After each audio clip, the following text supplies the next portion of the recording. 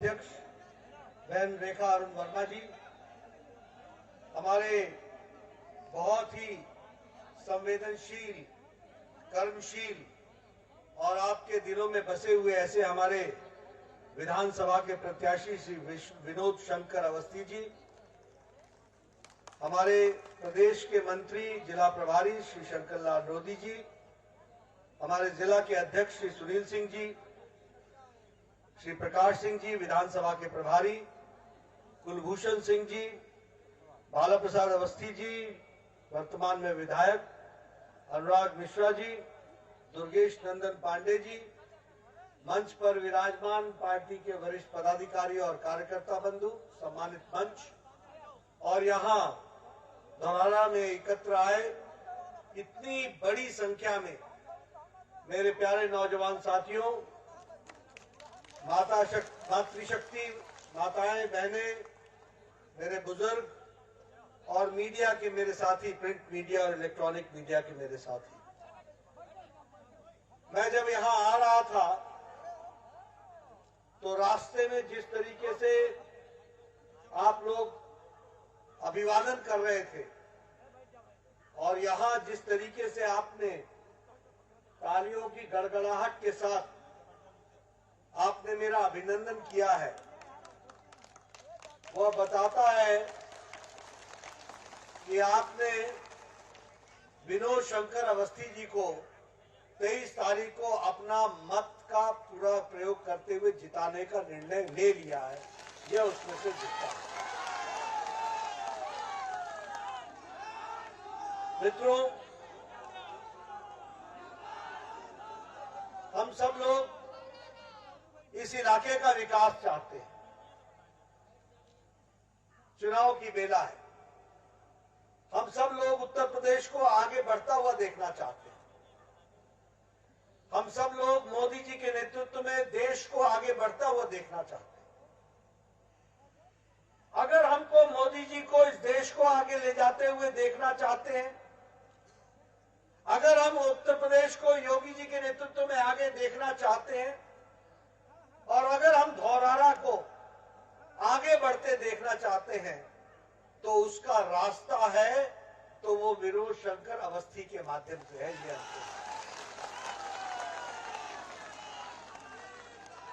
और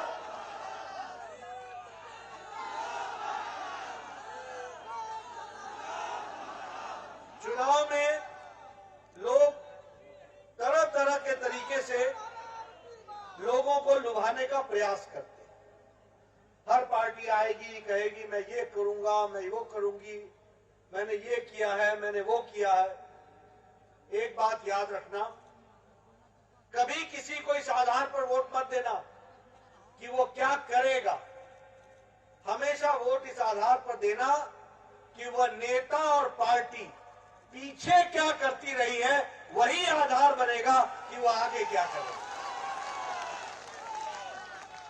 और जब आप पीछे मुड़ के देखेंगे तो आपको दिखेगा कि यही पार्टी है जो राष्ट्रीय पार्टी है, यही पार्टी है जो विचारों की पार्टी है, यही पार्टी है जो परिवारवाद को नकार कर मेरिट को, अपने जो हमारी क्वालिटी है उसको पहचान कर एक एक कार्यकर्ता को आगे बढ़ाने वाला काम करती है, तो वह भारतीय जनता पार्टी।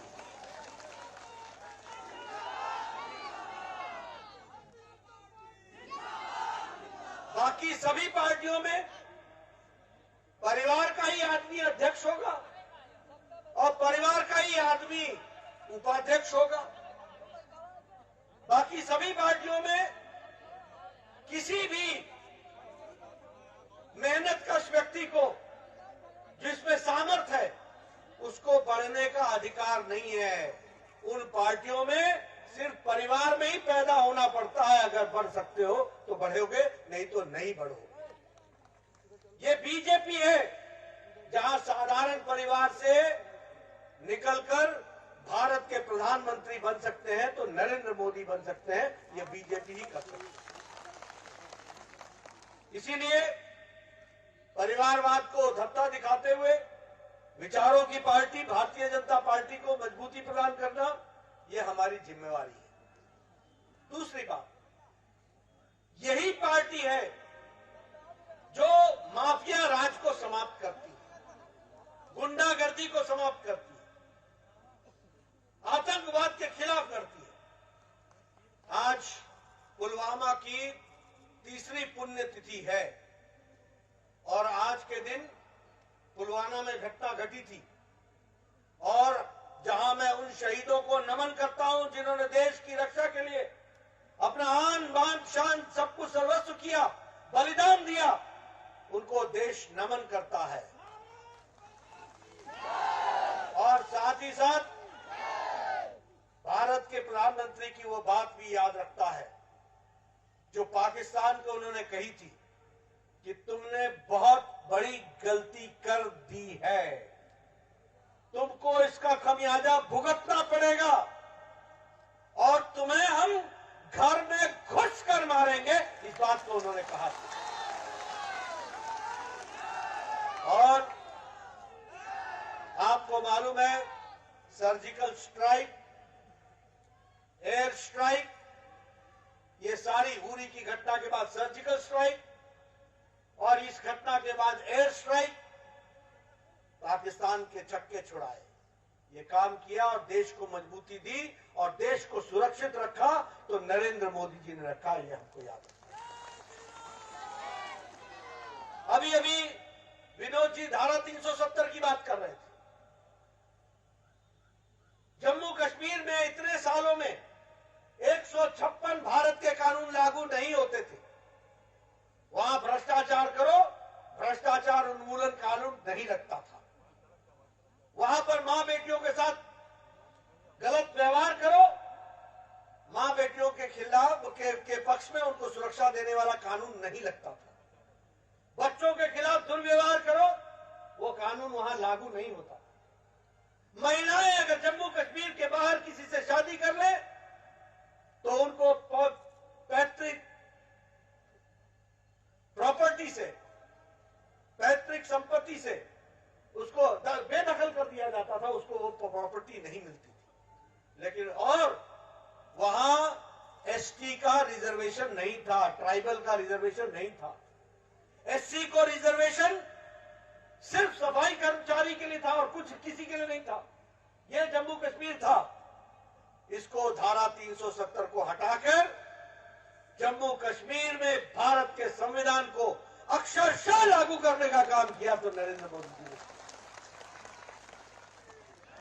उसी तरीके से ये 3 तलाक का दंश महिलाओं पर, मुस्लिम महिलाओं पर, सुप्रीम कोर्ट ने कहा कि इससे छुट्टी होनी चाहिए।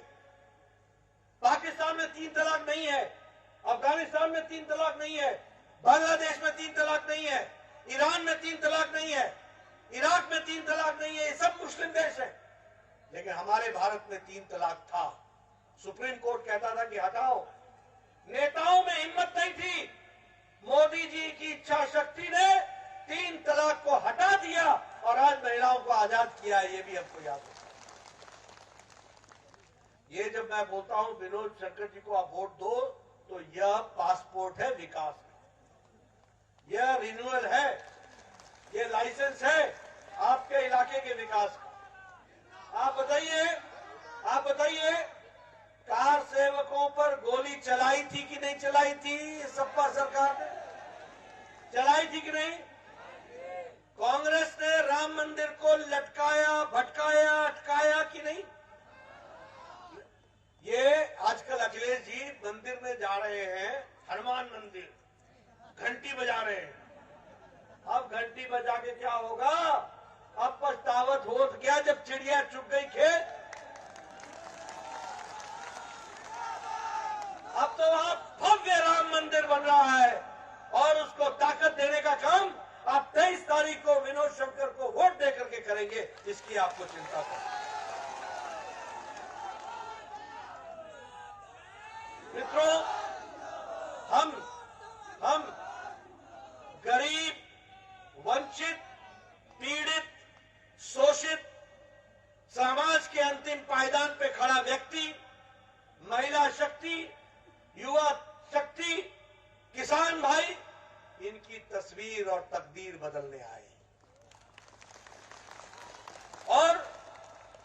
ये हम सिर्फ कहने के लिए नहीं कहते, इसको हमने करके दिखाया है। आप देखिए, दलित भाइयों का मोदी जी ने रिजर्वेशन बढ़ाया कि नहीं बढ़ाया 10 साल का? पिछड़ों के लिए पिछड़ा कमीशन को संवैधानिक दर्जा दिया कि नहीं दिया? आर्थिक रूप से जो पिछड़े हुए हैं, किसी भी जाति के हैं, उनको 10% का आरक्षण दिया कि नहीं दिया मोदी जी ने? ये है नियम, ये है मंत्र, सबका साथ, सबका विकास, सबका विश्वास और सबका प्रयास। ये इस काम को आगे बढ़ाने का हम लोगों ने काम किया है।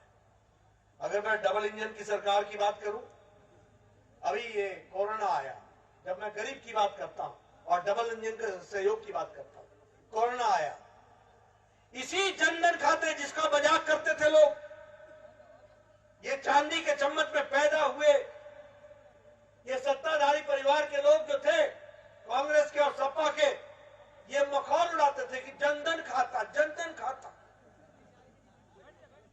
इनको समझ में नहीं आता था इससे क्या होगा।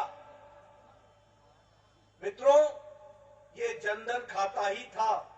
जब कोरोना आया तो न पोस्टमैन था, न पोस्ट ऑफिस चल रहा था, न मनी ऑर्डर मिल रहा था।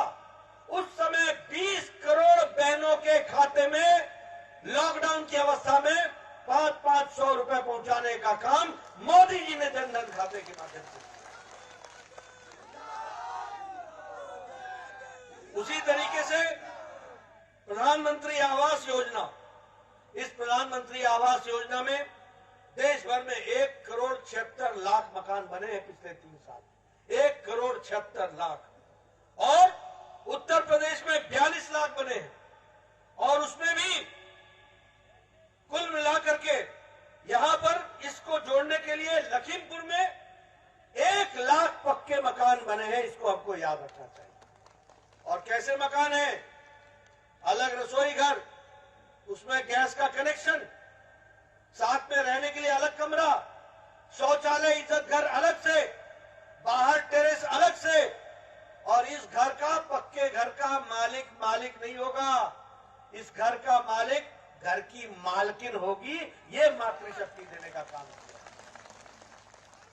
इसी तरीके से अभी हमारे विनोद जी मेरे बारे में चर्चा कर रहे थे कि मैंने हमें अनुराग जी, क्षमा करिए, अनुराग जी चर्चा कर रहे थे कि मैंने आयुष्मान भारत लाया।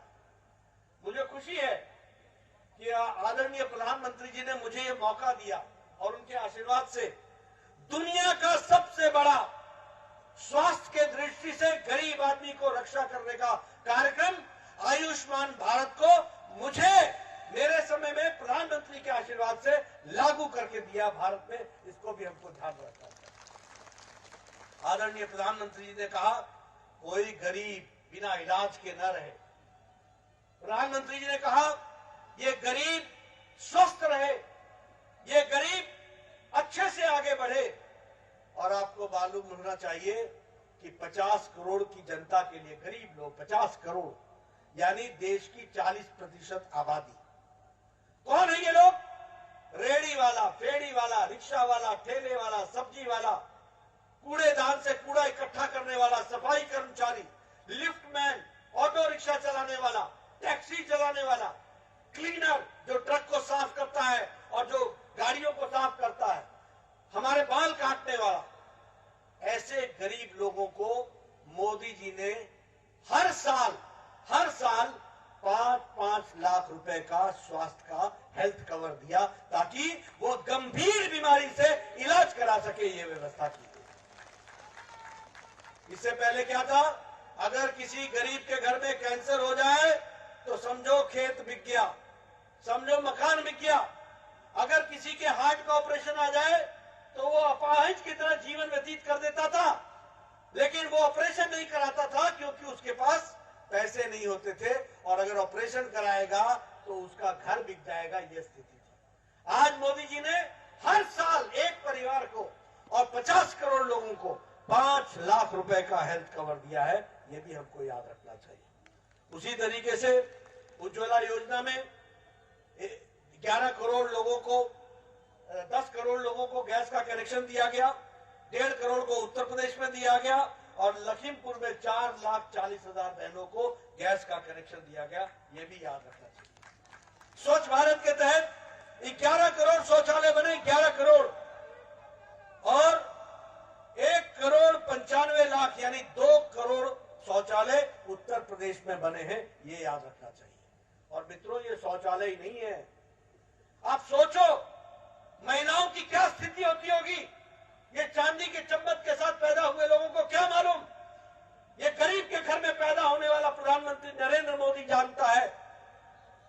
जब 11 करोड़ बहनें इस देश में आजादी के 70 साल बाद भी अपने दैनिक नित्य क्रिया के लिए सूर्योदय से पहले और सूर्यास्त के बाद निकल करके खेतों में जाती थी, उनको इज्जत घर शौचालय देकर के 11 करोड़ बहनों को आजादी दी है। इस बात को भी हमको ध्यान रखना, उनको इज्जत दी है। 11 करोड़ परिवार के बच्चे खेतों में जाते थे, सड़कों पर जाते थे, उनको इज्जत देने का काम किया है तो मोदी जी ने किया है। और लखीमपुर में ये संख्या 2,10,000 है, यानी 2,10,000 शौचालय बनाए गए। उत्तर प्रदेश में 5 साल में लगभग 2 all India institute of medical sciences बना है, 1 मेडिकल यूनिवर्सिटी बन गई, 1 आयुष यूनिवर्सिटी बन रही है। मुझे स्वास्थ्य मंत्री रहते हुए मौका मिला। आपकी 22-23 करोड़ की जनसंख्या, और 22-23 करोड़ की जनसंख्या में आपके पास सिर्फ 15 मेडिकल कॉलेज थे। आज मोदी जी के नेतृत्व में 59 मेडिकल कॉलेज उत्तर प्रदेश में है, 59 मेडिकल कॉलेज।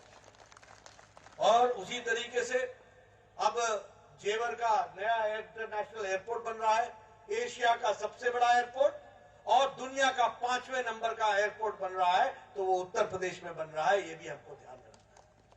अब ये हाईवेज बन रहे हैं, सामने सामने से हाईवे जा रहा है, 4 लेन, 6 लेन, कोई पूर्वांचल एक्सप्रेस, कोई गंगा हाईवे, कोई बुंदेलखंड एक्सप्रेस हाईवे, कोई गोरखपुर लिंक एक्सप्रेस हाईवे, 4 लेन, 6 लेन।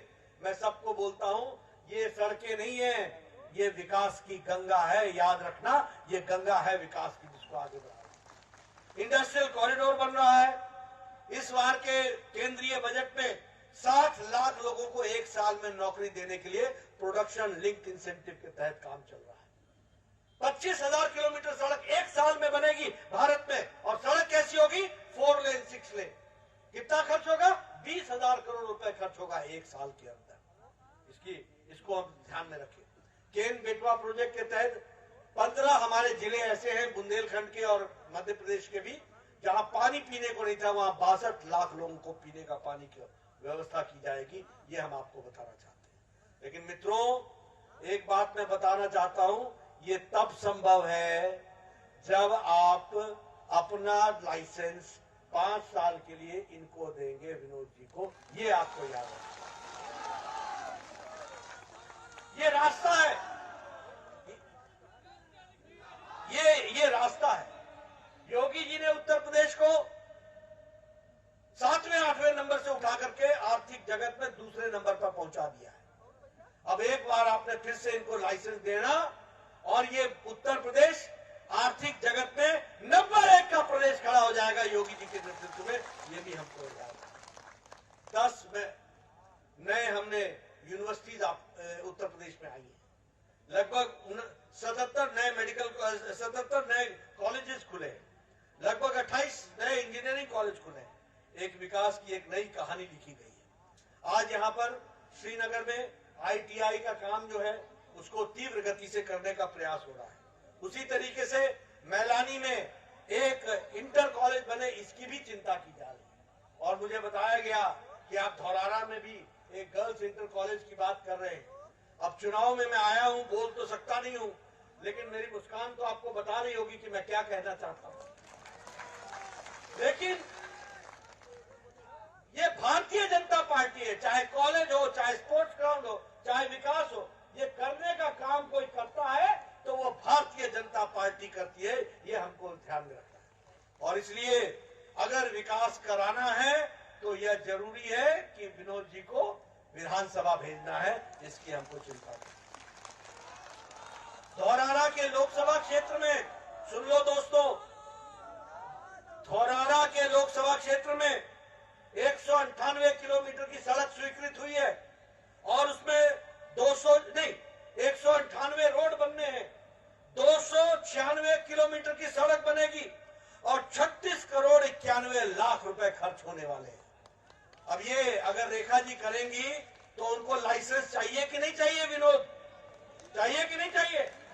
तो ये याद रखना, ये कई बार मैं राजनीति में आता हूं, बोलते हैं मेरे ब्याह में नहीं आए, मेरे शादी में नहीं आए। अरे नेता, शादी ब्याह की बात तो अच्छी है, जाना चाहिए, लेकिन इनको चुनते इसलिए हैं कि ये लखनऊ में बैठ करके दोराहा के विकास में अपना योगदान करे, इसकी हमको चिंता करनी चाहिए। और इसलिए अभी आपके यहाँ 5 इलेक्ट्रिसिटी के पावर स्टेशन सैंक्शन हुए हैं और उसका भी काम चल रहा है। उसी तरीके से गोला से लेकर के शाहजहांपुर के नेशनल हाईवे का काम है, उसको भी जोर दिया गया है। मित्रों, अगर आप उत्तर प्रदेश को माफिया मुक्त, रोजगार युक्त, खुशहाल रहे किसान, उच्च स्तरीय हो शिक्षा, औद्योगिक क्रांति आए, विकसित उत्तर प्रदेश हो, महिलाओं का सशक्तिकरण हो और स्वस्थ उत्तर प्रदेश हो, ये अगर आप चाहते हैं तो कमल के निशान पर 23 तारीख को बटन दबा करके हमको सफलता हासिल करानी है, ये मैं आपको बताने आया। मित्रों, जहां तक समाजवादी का पार्टी का सवाल है, करप्शन, कमीशन और क्राइम, ये इस सपा का दूसरा नाम है, समाजवादी पार्टी का दूसरा नाम है। जहां समाजवादी पार्टी रहेगी वहां भ्रष्टाचार रहेगा।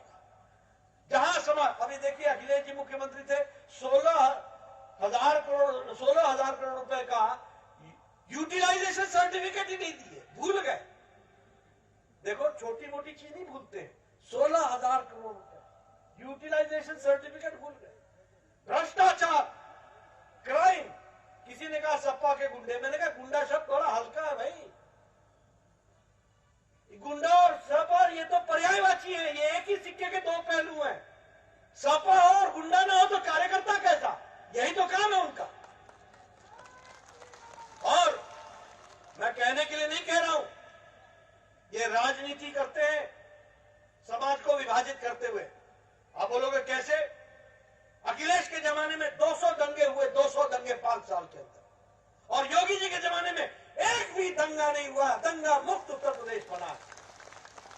बोलो, समाज को बांटने का कौन काम करता है? आप बताइए, मुजफ्फरपुर दंगे में 93 लोग मारे गए, 5,000 लोग, 50,000 लोग घर छोड़ करके चले गए थे। कैराना में 60 परिवार घर छोड़ के पलायन कर गए, कोई पूछने वाला नहीं था। बताइए, गुंडई कौन करता है, दंगे कौन करता है? और सुप्रीम कोर्ट ने कहा कि अखिलेश की सरकार विफल रही है, अखिलेश की सरकार ने किसी एक धर्म को विशेष तरीके का तवज्जो दिया है। सुप्रीम कोर्ट ने कहा कि प्रशासन नाम की कोई चीज नहीं रही है। सुप्रीम कोर्ट ने कहा दंगा को काबू पाने में असफल रही है अखिलेश की सरकार। और जब योगी जी की सरकार आती है तो माफिया राज, ये सब तड़ी पार, ये सब बाहर, या तो जेल में या बेल पर, और बेल में भी यहां नहीं रहते, दूसरे जगह जाकर के अपने आप को केस रजिस्टर करा करके जेल के अंदर रहते हैं। ये स्थिति आकर के खड़ी है। अब मैं पहले भी चर्चा कर रहा था, आप बताइए, यही मुख्तार अंसारी था, यही आतिफ था और यही आजम खान थे, एमएलए एमपी बन करके घूमा करते थे। आजकल कहां है तीनों, कहां है? तो ये इनकी जगह वही थी ना, बाहर किसने निकाला था और फिर से अंदर किसने डाला? और अगर योगी जी की सरकार रहेगी तो क्या रहेगा? ये ध्यान में रखो, ये फर्क है शासन का, ये है विनोद को वोट देने का फर्क। विनोद को वोट मिलेगा तो आतंकवादी जेल में होंगे, दंगई जेल में होंगे, और अखिलेश को वोट मिलेगा तो ये दंगई दंदनाएंगे और आप घरों में होंगे और मां बेटियां सुरक्षित नहीं होंगी, ये याद रखना। और फिर मैं कहने के लिए नहीं कह रहा हूं, हम चाहेंगे मेरे मीडिया वाले मेरी बातों को, तथ्यों को नोट करें। मैं 2 घटनाएं बताऊंगा और मैं चाह रहा हूं, पिछले 20 दिन से बोल रहा हूं, कोई जवाब नहीं देता। मैं मीडिया वालों को कहूंगा कि जब अखिलेश यहां आए तो उससे पूछना, तारीख नोट करो, 22 मई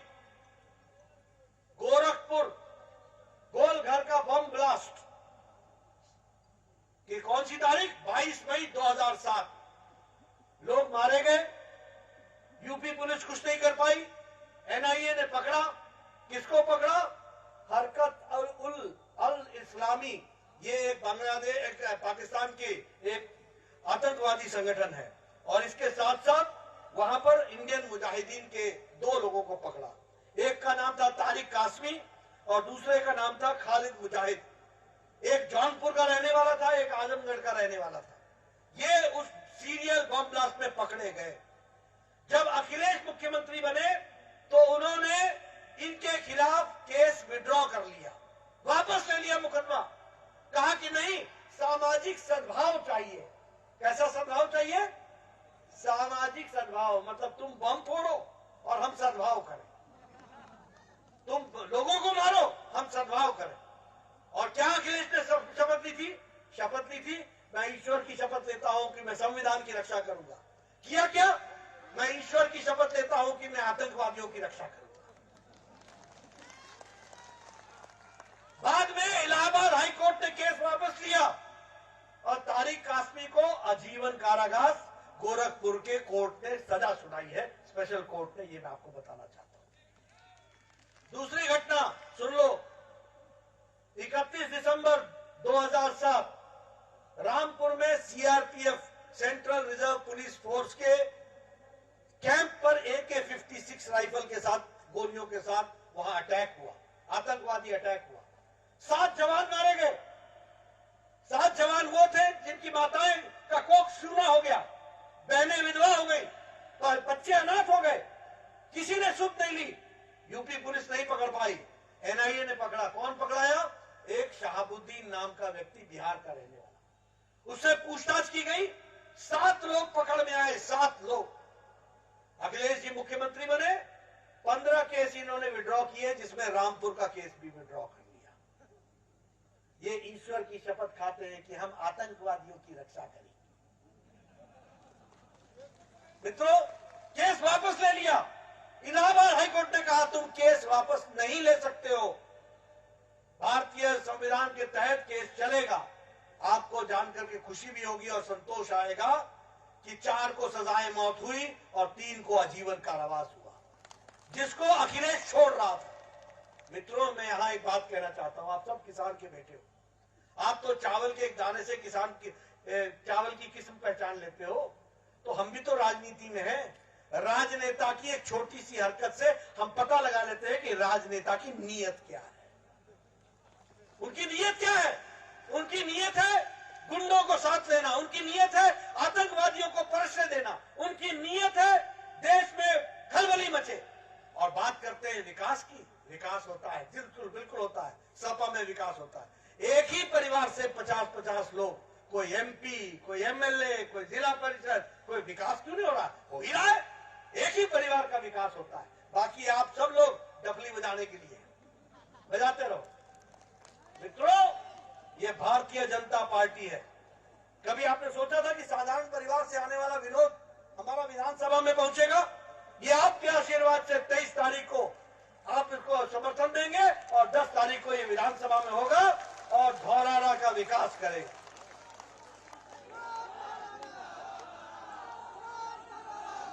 ये गरीबों का प्यारा विनोद धौरारा, इसको संभाल के रखना ये आपकी जिम्मेवारी है और इनको आगे बढ़ाना ये आपकी जिम्मेवारी है। बोलिए, करेंगे ना? संभालेंगे ना? संभालेंगे ना? संभालेंगे ना? आप सबसे मेरा निवेदन है, याद रखिएगा, धौरारा का विकास इसी रास्ते से होके जाता है। और अमन, चैन, शांति। आप चाहते हैं कि नहीं चाहते कि आपकी बहु बेटियां सुरक्षित रहें? आप चाहते हैं कि नहीं चाहते हैं कि समाज में अमन, चैन, शांति रहे? आप चाहते हैं कि नहीं चाहते हैं कि उत्तर प्रदेश आगे बढ़े? आप चाहते हैं कि नहीं चाहते हैं कि धौरारा आगे बढ़े? एक ही रास्ता भारतीय जनता पार्टी, याद रखना, एक ही रास्ता, कमल का निशान। आपने मेरी बात सुनी, आपका बहुत बहुत धन्यवाद। फिर आऊंगा चुनाव के बाद, फिर आपके दर्शन करूंगा। बहुत बहुत धन्यवाद। अब मैं भारतीय जनता पार्टी के जिला प्रभारी और प्रदेश मंत्री श्री शंकरलाल लोधी जी से आग्रह करूंगा कि वह आए और सभा का समापन करें। आदरणीय शंकरलाल जी प्रसाद।